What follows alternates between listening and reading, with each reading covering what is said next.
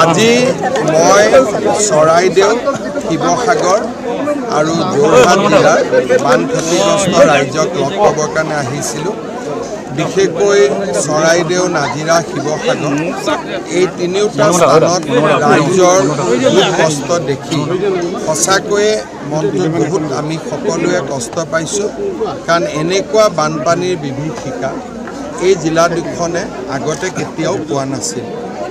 যি কাৰণতে নহওক কিয় এইবাৰ অভাৱনীয় বানপানী হ'ল। মানুহৰ ঘৰৰ ছালৰ ওপৰেদি পানী গৈছে, কেইবাজনো লোকৰ মৃত্যু হৈছে, ঘৰ বাৰী ভাঙি গৈছে, পশু ঘৰত থকা গৰু ছাগলী মৃত্যু হৈছে আৰু ৰাইজৰ মাজত এক অবৰ্ণনীয় দুখ আৰু যন্ত্ৰণাৰ ৰাজ্য চৰকাৰৰ ফালৰ পৰা মই সকলোকে ইমানেই ক'ব বিচাৰোঁ যে আমি ৰাইজৰ লগত থাকিম আৰু যিমান পাৰোঁ আৰ্তজনক বানপানীত ক্ষতিগ্ৰস্তজনক সম্পূৰ্ণভাৱে সহায় কৰাৰ চেষ্টা কৰিম। ইতিমধ্যে আমাৰ মন্ত্ৰী বিমল বৰা, সুশান্ত বৰগোহাঁই ইয়াত আছে, স্থানীয় বিধায়কসকলেও কাম কৰি আছে আৰু মই এতিয়া জিলা আয়ুক্তৰ লগতো বহি কি তেওঁলোকৰ অসুবিধা আছে, গুৱাহাটীৰ পৰা কিবা সুবিধা লাগিব নেকি, গোটেইখিনি মই কথা পাতিম আৰু যিমান পাৰোঁ ৰাইজক সহায়। বিধায়ক অখিল গগৈয়ে কৈছে যে আৰু কিছু নাও লাগে, মই পঠাই দিয়াৰ ব্যৱস্থা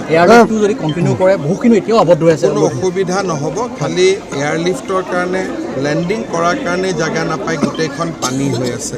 গতিকে ইয়াত প্ৰেক্টিকেল ডিফিকাল্টিজ আছে, কিন্তু ৰাইজক আমি যেনেকৈ পাৰোঁ সহায় কৰিবই লাগিব আৰু আমাৰ চেষ্টা অব্যাহত থাকিব। এতিয়ালৈকে মৃত্যুৰ সংখ্যাটো ক'ব পৰা নাযায়, কাৰণ শিৱসাগৰ জিলাতে প্ৰায় 70গৰাকীতকৈ অধিক লোক সন্ধানহীন হৈ আছে। সেইকাৰণে মই ভাবোঁ যে মৃত্যুৰো ফিগাৰটো ৩-৪ দিন পিছতহে আমি ভাল কৰি গম পাব পাৰিম।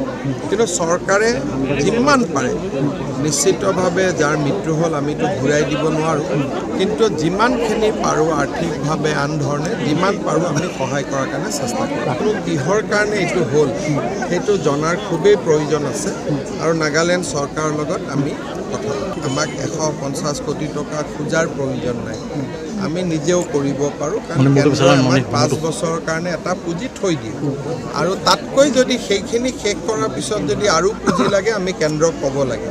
বৰ্তমান আৰম্ভ হোৱাই নাই খৰচ কৰাটো আৰম্ভ হওক, তাৰপিছত যদি লাগে কেন্দ্ৰই দিব, কেন্দ্ৰৰ পৰা টকা পোৱাত কোনো অসুবিধা নাই। সাধাৰণতে বানপানী হোৱা জেগাত এটাও মথাউৰি ৰাইজৰ ইমান ক্ষতিও হোৱা নাই।